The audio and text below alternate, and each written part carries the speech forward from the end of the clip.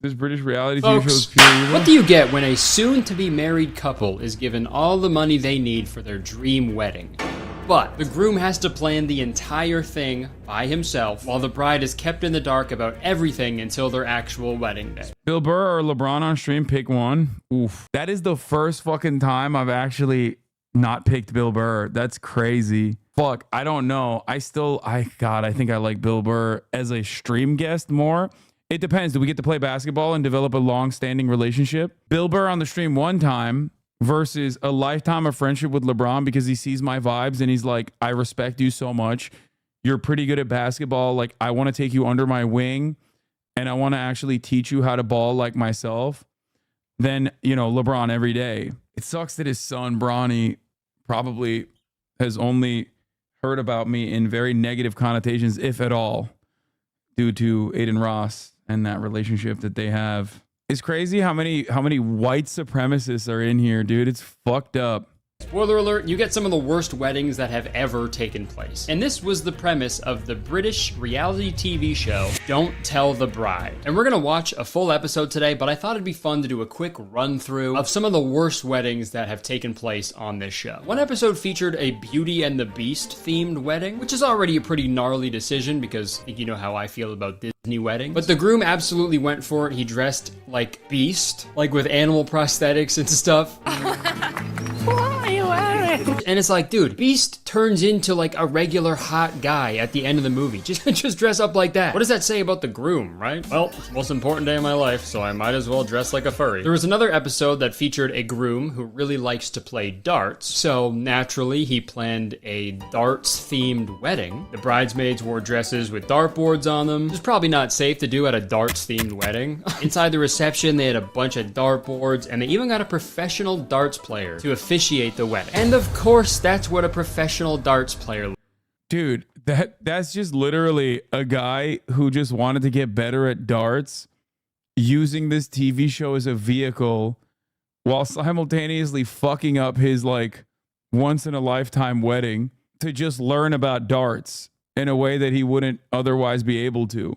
This guy dresses up in the way that you think I dress up, okay? Looks like, man.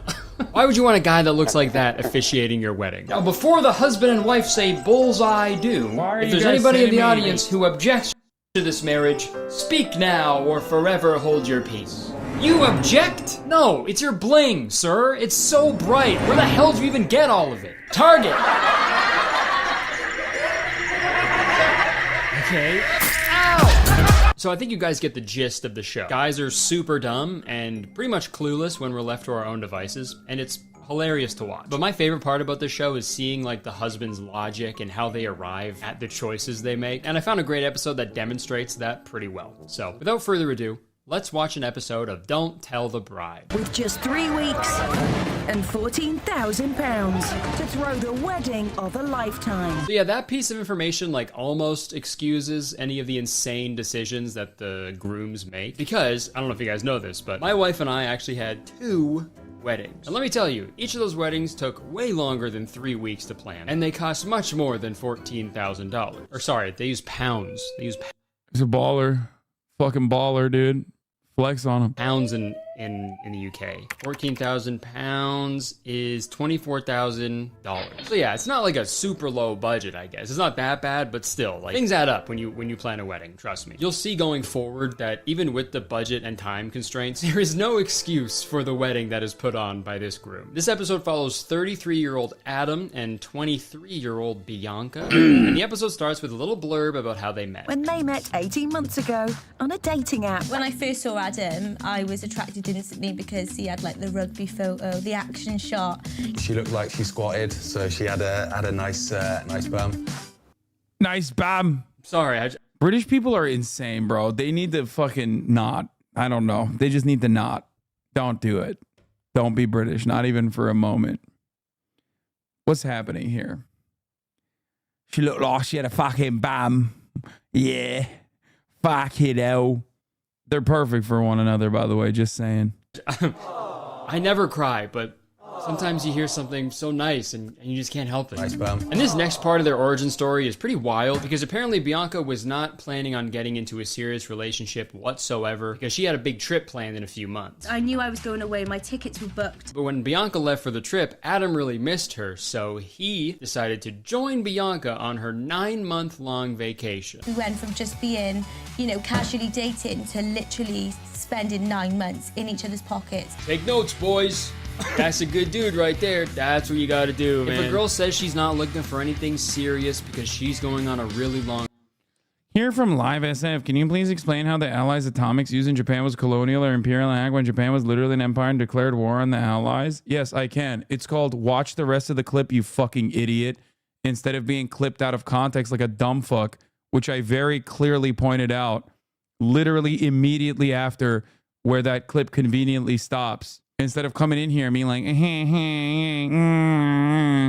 no, of course Japan did its own fucking litany of war crimes. Here from LFF. Literally just watch the rest of the clip. Trip in a few months. That's an open invitation, brother. And at the end of their vacation, Adam decided to pop the question. I came up with this idea of making a heart out of rose petals. The fact that he'd set it up, that's something that I wouldn't expect Adam to be capable of. Okay. That's definitely something every guy wants to hear from their fiance. Yeah, I never knew he was capable of setting things up. I asked him to set up the patio furniture one day. He got so scared he called the cops. Well, he tried to, but he never really figured out how to set up his phone. And shortly after their engagement, they discovered that Bianca was pregnant. 18 months after first swiping right, the couple now have a new life together in South Wales. So now we got a good understanding of the couple, and at this point of the episode, they asked Bianca what her ideal wedding would be if she could make all the decisions. My ideal wedding would just be a glamorous, classical day.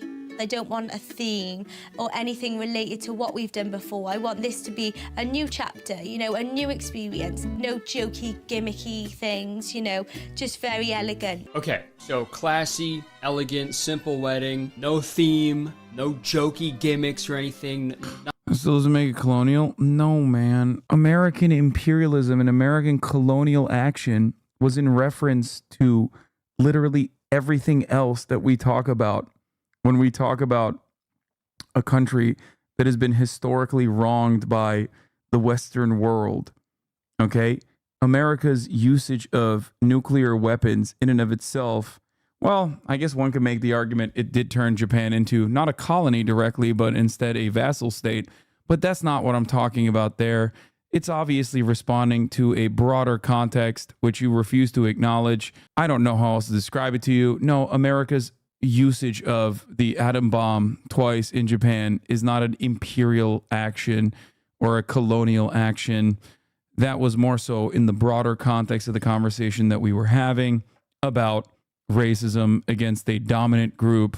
God, I'm trying so hard not to fucking ban people. It's hard. Oh, let's not continue. Referencing anything they've done in the past. Try to remember those when we hear Adam's ideas. Fate has played a huge part in my life, so I'm going to let fate decide the major decisions of the wedding. I will come up with various options, and Bianca will unknowingly choose her own wedding. Absolutely 10,000 IQ play right there. He's gonna make Bianca randomly choose what her wedding is going to be like with the use of sealed envelopes because... It gives me sort of a get out clause because ultimately if the day doesn't work out, then it's Bianca's fault. Nice, man. That's a good guy right there. Dude. Just totally absolves himself of any responsibility and puts all of it on her still. Even though he is doing everything, all of the pressure is still on her somehow.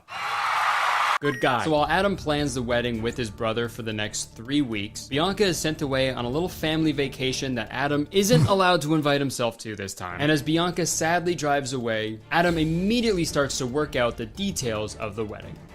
Or sorry, I think I said too many words. Adam immediately starts to work out.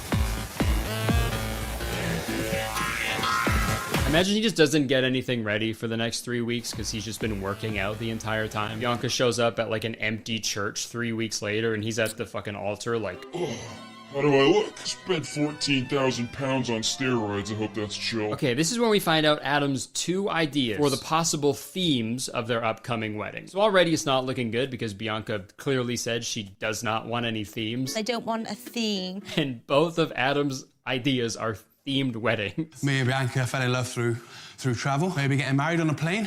And the other option is obviously a big part of my life before Bianca came along. Was obviously I was a prison officer. So What? we'll look at getting married in a prison. What? Get married in a prison. Yeah, his 2 options are either getting married on a plane or in a prison. I mean, Dude, marry the 2. Prison plane, like that Nicolas Cage movie. Holy shit. Okay, Con Air would be it would go hard. I think Con Air wedding would be actually kind of nutty. I hope he does that. If he does that, that's sick. fucking, what's the difference? Get me out of here, I'm innocent. So to remind you, Adam is gonna have his brother present 2 options, like 2 sealed envelopes to Bianca for her to decide like major aspects of their wedding. But she doesn't know what she's picking really. So if it ends up bad, it's all Bianca's fault. Do Con Air. Oh my God. This guy could have the best of both worlds. Oh my God. Why choose when you can have both? Why choose when you can have both and have the best of both worlds as a consequence, as a direct consequence? Literally, automatically making the situation incredible. Quote unquote. If the day doesn't work out, then it's Bianca's fault. You know, because she chose. And also, Nicolas Cage personally would probably officiate the wedding because he's always doing shit like that. You know what I mean? He's in like deep debt. It, right? And it's like, not really. That's really not how that works, especially when both the options are bad. No matter what she picks, it's gonna be a shit wedding. Also, like, as bad as the plane idea is, at least it, like, kinda makes sense. They love traveling. You travel on a plane. But getting married in a prison because Adam used to be a prison guard? That's fucking insane. Obviously, don't base your wedding off of a job you used to have. What the fuck? So right around here is where the wedding will take place. Looks perfect. Can I ask why you want to get married in the desert anyway? Well, I actually used to work out here, so it just felt right. Oh, okay, that makes sense. What'd you do for work? I used to disarm active minefields. Oh, cool. Well, if you would just follow me this way. I never said I was good at my job. Okay, so Adam's brother heads over to Bianca so she can make her first decision. Prison or plane. She's obviously pretty nervous and confused, but she ends up picking the right envelope. Not the right envelope, because like both of them are wrong, I think, but she picks the envelope on the right. I'm gonna go right. And that means... Yes. We're doing the plane, yeah? So they're getting married on a plane. And at first I thought this was gonna be like a regular plane with like strangers on it and shit, which would have been fucking insane, but like I've seen crazier shit on airplanes, so I guess it's not that big of a deal. If I had to choose between seeing someone get married or seeing somebody like pick their toenails on a plane, I'm picking the wedding every time. But Adam at least has the decency to book out an entire airplane to fit all the wedding guests. I know Taylor Swift would be so proud of him. Just a joke. And you may be thinking, now this plane that Adam is renting, is it going anywhere? Is this plane whisking everybody away to a beautiful wedding destination? Is the plane taking people to the reception, at least? No.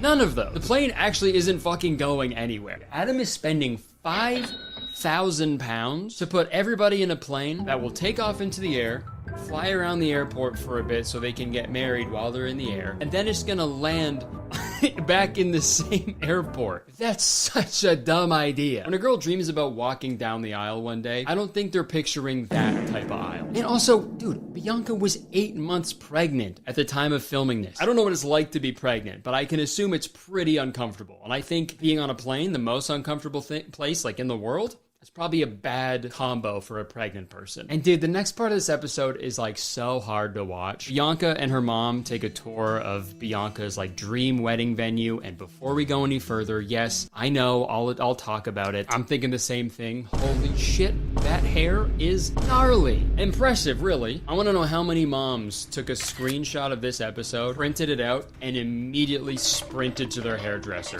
Because this is the ultimate Karen cut. Dude, if I was working a retail job and I saw her... Wait, I thought this was, oh my God.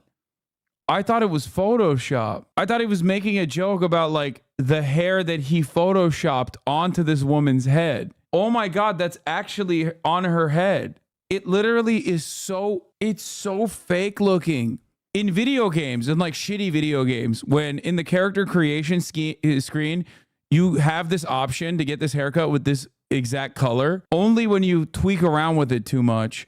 And even then you're like, come on, this is so ridiculous looking. And she went and did that to her own head in the real world. Walk in, I am quitting on the spot. All jokes aside though, as diagonal as her... Also, someone needs to check Kurtis, because right now he's literally using racial slurs like Karen. Unacceptable racial slurs. Much worse racial slurs, according to Redditors, than the N-word. bangs are, she's actually the most level-headed person in this whole episode, I think. And this part is just so hard to watch because all Bianca wants is a nice classic wedding to celebrate their love. You know, just no bells or whistles, super simple. And you'd assume that would be easy for Adam to pull off. Peace and love, he seems like a pretty simple guy. But while Bianca's looking at this wedding venue, Adam is on like a cramped airplane like, yeah, this will be good, bro. Perfect for a wedding. Yeah, maybe they'll even have a... It's only funnier that he's like kind of a giant too, which is... like, as a big boy myself, I absolutely despise planes because they're so cramped. A movie playing on the little telly screens. Is being 17,000 feet in the air pregnant gonna make her happy? Well, she hasn't got a choice. That's the situation I've left her in. Such a shithead. Sorry, I'm being a little mean. Maybe he'll redeem himself with the wedding reception. Unfortunately, he wants the reception to be themed as well. Adam wants to hold a Thai beach party reception. Because they got engaged in Thailand. And although the plane... Okay, I think this dude secretly just wants her to have the child in international airspace so that he can like have one of those once in a lifetime babies that has like, how does that work? Do you get like an international passport if you're like above the sea or something? You know what I mean? If you're in like no country's territory, technically, do you get to have a citizenship for every country? How does that work? Especially because the plane is not going to another airport. What? That has to be a myth? No, you are a citizen of the country that flags the craft. It's based on where the plane is registered. Wait, really? What if you are above? What if, okay, what if the plane, this is so stupid. What if the plane departs from Heathrow and as it's like literally over the ocean with no destination set whatsoever, and the lady gives birth? What happens? What happens then? Is a bad idea. Maybe he'll pick a pretty venue for everybody to eat and dance away the memory of their terrible... I think they should just give the baby like a cool new status where the baby can be a citizen of every country. How many times is it going to happen anyway? You know what I mean? And just air baby. Okay. And when you ask the baby like, oh, what country are you from? And the baby's like, I'm Mr. Worldwide. I don't know why the baby is able to speak and knows about Pitbull, but he's like, I'm Air Baby. That is probably the premise of a 90s rom-com. Back when they used to pump those shits out. High altitude wedding. Let's see what he picks. Oh.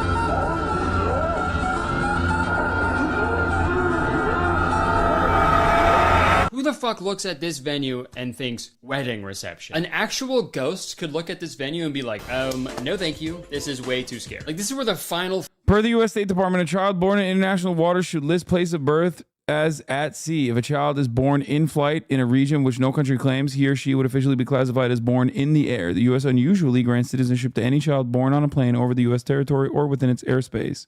Okay, I think my idea is cooler. Fight of a ninja movie takes place. This is where... House. This is warehouse. This old dirty warehouse with a leaky ceiling is the venue that Adam chooses for the reception. And he hires this guy to transform the building into Thailand. So I want all my guests to be transported to Thailand. It's also super funny that he says he wants all of his guests transported to Thailand after being on a vehicle that could literally transport them to Thailand. We're not going to get a better space in this, are we, really? I don't think so. So Well, the reality is I don't think you can fly everyone to Thailand on a $14,000 budget. I'm going to shake your hand on it. Guys. 14,000 quid budget, yeah? It's not going to be enough to fucking fly everyone to Thailand, yeah? Why Thailand? Because he loves Thailand. Pick up the fucking pace. Figure it out, why don't you? 40,000 quid. You must know better places exist, right? Feel bad for these guys. Okay, so they're now halfway through their 14,000 pound budget, but all they have is the plane ride and the reception venue. They still need to buy rings, dresses, suits, shoes, food, drinks, and a bunch of sand to be transported to the warehouse so it can look like Thailand. We want to fill it with sand. You know, the things that every wedding has. And you know, as much as I'm making fun of these guys, budgeting, it's pretty difficult, right? It's hard to do for a wedding. It's hard to do in our everyday lives, which is why I'm so excited to talk about the sponsor of this week's video, Rocket Money. And next up is the dress, one of the most important parts of the wedding day. You know, some girls go their whole lives dreaming of their perfect wedding dress. It's an incredibly pivotal part of the wedding. So with such a big decision, Adam has no choice. But Bianca does. She has to choose whether she wants a cheap dress or an expensive dress. Ideally, we want the least expensive. And they say chivalry is dead. I don't want too much booby, see? I like this one with the cleavage. But unfortunately, she chooses the cheap dress. So the cheap choice it is then. In this next part, Bianca goes dress shopping so we, the audience, can see what type of dress that she would choose if it was up to her. And this is when she voices her concern about Adam choosing the dress. I'm a little bit worried because I'm 7 months pregnant now. Hopefully Adam thinks about that as well when he sort of thinks about his choices. Honey, you've got a big storm coming. But no, that's totally fair. Like I said, I don't know what it's like to be pregnant. I can't imagine what that would feel like to have like a fucking baby inside of you. That's weird. Not weird. It's a miracle of life.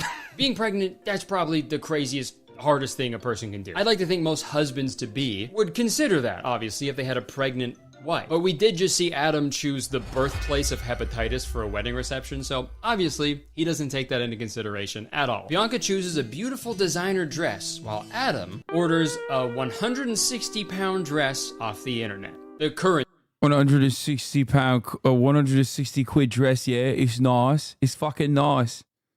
pounds, by the way. Not like the dress doesn't weigh 160 pounds. Although that wouldn't fucking surprise me if he did that. No, put it on. It'll be a good workout. Dress for women is probably the most important thing. It sort of determines how they feel on the day. But ultimately, she picked that option for it to be the cheapest dress. So if she doesn't like it, then that was her own fault. Like, yo, no, it's not. What a fucking asshole, dude. That's so mean. She didn't pick it. She picked a random envelope that you showed. She didn't fucking know, dude. I can't imagine Bianca watching this episode back for the first time and not divorcing him immediately. His logic is just so flawed, you know? Like, imagine on the plane, Bianca is like, why did you pick a plane to get married on? This is so dumb. I didn't want this either. Guys, the entire fucking premise of the show is that the husbands fuck up the most important day of these ladies' lives. That's the whole point. Okay, that's why it's TV magic. Stop yelling. Like, she kind of, at the end of the day, she literally personally decided to be on this TV show knowing exactly what the premise is.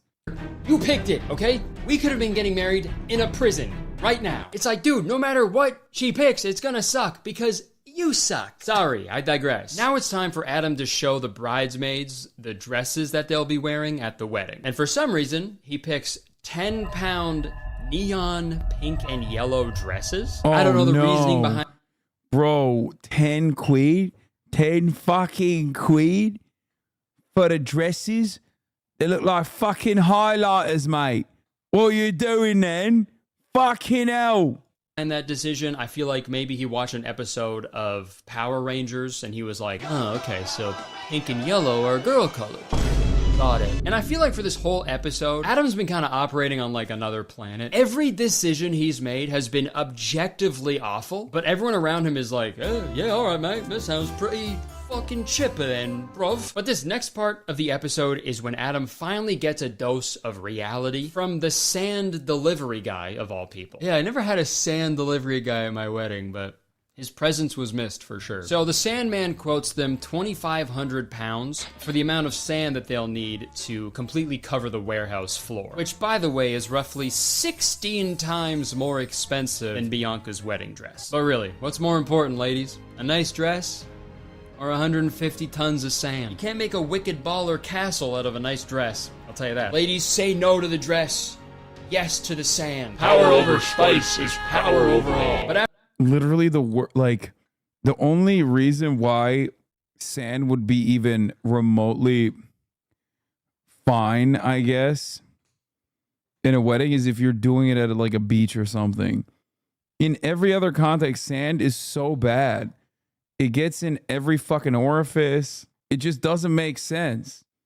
He's literally bringing sand to an area where there could be no sand. It's awful. After the Sandman quotes them on that price, he goes on to warn them about the safety of the warehouse. You've got rainwater coming in. There's going to be electrical wiring everywhere. You have, in my opinion, massive health and safety. I know my entire community is full of fucking boomers who are at least 35 plus, because so many of you motherfuckers are like classic Anakin take. All of you soy facing Star Wars boomers, dude. Oh my God. Oh my God, dude. You guys are literally watching me in between your fucking shelf that has all of your Funko Pops neatly aligned, okay? All of your Star Wars Legos.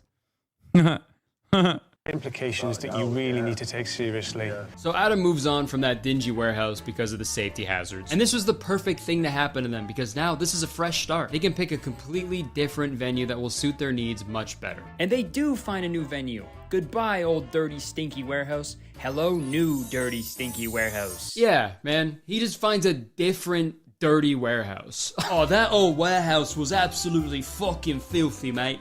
But this warehouse is dirty. Adam then heads to a department store, buys 2 wedding rings. £69. Hilarious. He then spends £500 on a suit, which is wild, considering he only spent £160 on his wife's dress. He then tops it all off by spending £130 on plastic buckets. I'm not 100% sure why he got the buckets. Ooh, maybe they'll be handed to the guests when they walk into the venue, because they'll probably puke upon seeing where they are. It's pretty smart. This next part is pretty wild. This is when Bianca gets her first glimpse into what her wedding Wait, they're gonna make sandcastles, dude. What do you mean? is going to look like. Before, it was just her pointing at random envelopes. The husband is a perfect example of a literal gorilla painted to blend in with British humans.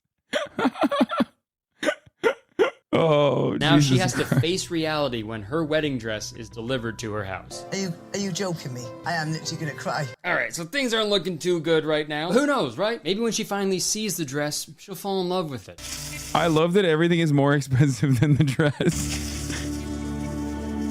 The neckline's crap, the arms are crap, the length of it's crap, the material's shocking. rubbish. Why play games with me now? Okay, this is really sad to watch, obviously, but it's even sadder because No, it's awesome because they're British. like of what we know. Like, I'm sorry about your dress, but you don't even know the half of it. You don't know anything about the dilapidated warehouse that's being filled with sand. It's about to get so much worse. And this is the challenge of the show, I guess. Weddings are inherently expensive, so if you spend a big chunk of your budget on one aspect of it, the other aspects are gonna suffer. So it's just a matter of knowing your partner and what they value the most. The premise And I of the guess show is awesome, dude. Dudes are so fucking stupid. sometimes dudes don't know their partners that well at all. And it's just so frustrating because it's like, you could just get married in like a pretty part of a public park, right? Kind of like Eminem there. I got married in a pretty part of a public park. But no, seriously, just fucking get married in a park for free. Rent out like a big cheap tent for the reception. And then spend the rest of the money on stuff that like matters, right? Like, why does there always have to be a fucking theme in these episodes? It's like, you know, an Extreme Makeover Home Edition when they're showing the family the renovated house. And then when they get to the Are you for an expensive wedding? Fuck no, dude. I don't look, listen, I'm very weird. I'm not the best person when it comes to this sort of stuff. I'm not like a big fan of birthdays. I can't stand, like, no disrespect. I went to the commencement ceremony for my mother. I love her. But I'm not like a big fan of that sort of stuff either. And I am not like, I'm not a fan of any of that shit. Okay? It's just entirely dependent on who your partner is and what their wishes are. Okay? That's what you gotta go along with it. kids' room, they're like, "Hey Braxton, we heard you like swimming. So we actually drilled all of your bedroom furniture to the bottom of your pool." This show is like that, but with wedding. But we're getting close to the end now, so let's get back to the episode. I was speaking to my dad the other day, and he said a line, and it just resonates through my head all the time. At most, I'll vlog it, put it on, and then Austin Ox can maybe get around to uploading it 8 years later, right around the time where I'm fucking filing for a divorce. Now, listen, son. if she loves you, she'll forgive you. Good attitude to have, brother. All right, guys, it's time. It is now the morning of the wedding day, and everybody is getting ready. Bridesmaids are wearing their neon dresses. Bianca's mom has got her neon hair, and I can only assume Bianca is gonna have her neon Adam's neck when she sees it. The guests arrive at the airport, and they got high hopes for the wedding. Had to have high hopes for the wedding. That's the only information we got told was a passport. We're hoping he's gonna fly us to Spain. Okay, super messed up to tell them to bring their passport, right? That is diabolical. A passport implies the act of leaving a country. They're not even leaving the same airspace, really. They're just flying above the Bristol airport. Why'd you tell them to bring their passport? That's fucking mean. Like, imagine if someone invites you to their birthday party and they're like, I don't want to give anything away, but make sure you pack a bathing suit. And then when you get to their house, they're like, all right, you're gonna help me nail my kid's furniture to the bottom of the pool. I saw it on TV. All right, guys, it's go time. Adam shows up to the airport in his finest sneakers, boards the plane, and waits for Bianca to arrive. Bianca enters through the back of the plane. Adam and best man Alec are hiding up front. I wouldn't really call that hiding. I don't think you can really hide anywhere on a plane. All Bianca has to do is look to the front of the plane, which is, by the way, the usual direction people look when they're on a plane. Like, does she really not see him? God, I'm so excited to get married. And on a plane, too. Are we seriously getting married on a plane? That's so stupid. I hate planes. And I'm pregnant too. Oh yeah. This is so uncomfortable. If our marriage happens on this plane today, this will officially be the worst thing that has ever happened on any plane ever. Okay. Don't be stupid. It's time for you to give fucking birth, yeah? Whatever, on a plane. That's why we did it. So the child could have a fucking place of birth in international waters, right? That's what I did. That was my fucking goal. Air baby. Also, air fucking born, mate. Over it. At least we know the baby will be safe. You know, they say flying is the safest way to travel. Welcome on board, everybody, to this very special flight on this gorgeous Boeing aircraft. I want to divorce! And this next part is fucking terrific. They reach their cruising altitude, and then they call Bianca up to the front. Would Bianca John please join us at the front of the aircraft? Dude, and she still doesn't know that this is the wedding. She still thinks they're flying to a destination for the wedding. And like the poor dad doesn't even get to walk her down the aisle. It's like, well, I mean, like, I don't know how he would have in the first place because his airplane aisles are pretty small. I will warn you, a little cringe warning. The actual wedding on the plane is like really rough to watch, so strap in. Let your marriage be a time of waking each morning and falling in love with each other all over again. That was the official, like, wedding then? That was... We haven't got vows! Oh my God! What are we doing now then? What do you mean, what are we doing now then? You should know! You planned the wedding, man. What are we doing now then? What are we doing? Dude, no vows, nothing. The wife walked up to the front of a plane, a guy said a nice sentence, and then that was it. Like, what did Adam expect to happen? Why did he want to... Why did he want to do this on a plane? It makes no sense. Rough, dude, but we're almost done, okay? Bianca is understandably a little confused by the wedding ceremony. How is the prison the better option of the two options that he had for the wedding? But Adam really thinks the whole day is going to turn around when she sees the reception venue. When you see the next sort of venue, I think you'll be pleasantly surprised and amazed. Just picture in your head He's thick what as you fuck, think though. the reception is going to look like. Now, whatever you have in your head, make it 1,000,000 times worse, and that's what it looks like.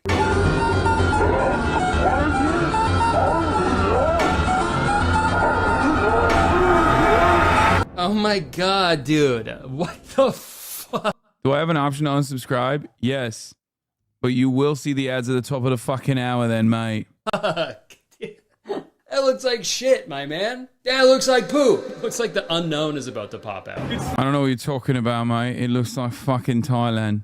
Oh my God. Dude, I love the one tiny blue sky photo backdrop, and then the rest is just filthy brick walls, dude. And yeah, no cutlery or plates, nothing, just fucking buckets. Babe, it's awful. It's like Wow. proper, like... This wasn't the reaction I was expecting. Adam is so dumb. I'm sorry, he's such an idiot. I can't imagine how many criminals escaped under his watch when he was a prison guard. All they probably had to do was just ask Adam to be set free, and he'd be like, okay, no problem. What we doing now then? What are we doing now then? And dude, I really feel bad for Bianca because by the end of this whole day, she is a broken woman. She has lost all hope and sanity. Suits are tacky, the dress is tacky, the flowers are tacky, the shoes are tacky. At least you get to link. Like, dude, this is her Joker origin story, dude. Wanna know how I got this wedding ring? So the episode ends with Bianca and Adam enjoying the rest of their night to the best of their ability, and then we can only assume they live happily ever after while they raise their baby boy together. Yeah, she's crying because of how awful the wedding is. So that was an episode of Don't Tell the Bride. This is an evil show, I think. Give dudes a small budget and a limited amount of time to plan like the most important day of their lives. That's bad news. And I'm not sympathizing or anything. I'm not trying to cut Adam any slack here. But like, this is a dastardly television program. And that is proven even further when the credits roll and it is revealed that this show was devised by John Rowlands. It all makes sense. This is a show that only could have been devised, okay? It was not created. No more wedding planners, okay? We need wedding devisers. I devised some plans for us tonight, bro. We gotta use that word way more. Now, I thought this was gonna be the end of the video. It's not. Bianca and Adam's story does not end here. It turns out I was wrong. They did not go on to live happily ever after. I found an article about this couple that came out a little while after their episode aired, titled, "Don't Tell the Bride's Star Who Had Disastrous Wedding in a Sand-Filled Warehouse Recalls How She Uncovered Her Husband's Affair While He Was in a Coma." Now that's what I call turbulence. Let's read some of the article because holy shit, this is insane. Bianca was at the gym and Brock, their son, at the nursery when Adam called her from their home one day in September 2017. He was slurring his words, not making sense, and he said he didn't feel right. I phoned for an ambulance and the controller said it sounded like a stroke. By the time I got home, he was semi-conscious on the floor. The ambulance arrived just after me and I followed it to the hospital. It later emerged that Adam, who had just taken part in a bodybuilding contest, was suffering from rhabdomyolysis, the breakdown of muscle tissue that leads to the release of muscle fibers into the bloodstream. The rare condition, often occurring in endurance athletes, can be life-threatening. I called Mom on the way to the hospital to tell her what had happened, recalls Bianca, and as we were talking, my phone battery died. I had Adam's phone with me, so I switched to his. He never made a secret of his security codes, and it pinged as a message came through. It read, "What are you doing today, babe?" I thought, babe? That's a bit cozy. But I laughed and told myself it was probably completely innocent. Okay, first off, how the fuck did he even go into a coma? That doesn't make sense to me. How can one slip into a coma when there's already zero brain activity? Right? At the hospital, Adam was in intensive care and I sat in the family room distraught, anxiously waiting for news. Then another text came through, just 2 question marks. I thought, what the hell? I clicked on the profile photo of the sender, which showed 3 women. I thought, this isn't right. I had a little word with myself, don't do anything, he's really poorly. But I couldn't help it. I turned detective to find out who had messaged my husband. Bianca, who had never suspected Adam was being unfaithful, scoured social media and uncovered the identity of the woman with whom he had evidently been having an affair. On a Rugby Mates WhatsApp group, he found that Adam had shared photos of his lover in her underwear, together with graphic details of their clandestine sex life with his friends. Yeah, and now I don't feel so bad calling him dumb so many times. I think Adam was putting a little bit too much stock in that advice from his father. If she loves you, she'll forgive you. And if you're wondering what happened next, Adam woke up from his coma and completely recovered. And once he did, Bianca immediately left him. Crazy turn of events, dude. Not really shocking that the guy that didn't really think about his wife at all during the wedding planning continued to not think about his wife at all once they were married. So what did we learn, guys? He was thinking about this other lady. Are dumb as hell and probably shouldn't be in charge of large decisions. And that's the whole sentence. I really didn't need to say anything after that. Now, is that new information? Not at all. Is it important? Yes! All right, that's it. Thank you so much for watching. Hope you guys enjoyed it. If you did, please press the like button, because 1 like equals 1 grain of sand I will bring into my office. And leave a comment. Let me know what you think about this whole thing. I'm excited to see what you guys have to say about this one. And guys, subscribe. Subscribe right now. What are you doing? Almost at 5 million. Let's friggin' get it, okay? And as soon as you press the subscribe button, you become a valued citizen of Kurtistown. If you didn't know, Kurtistown is the best place to live in the world, and I'm the mayor. So you have to be nice to me. It's the law. And check the description. His second wedding was the prison wedding? No way this was the actual wedding? No woman would actually agree to that? No, they're British. That's it. I think you failed to comprehend that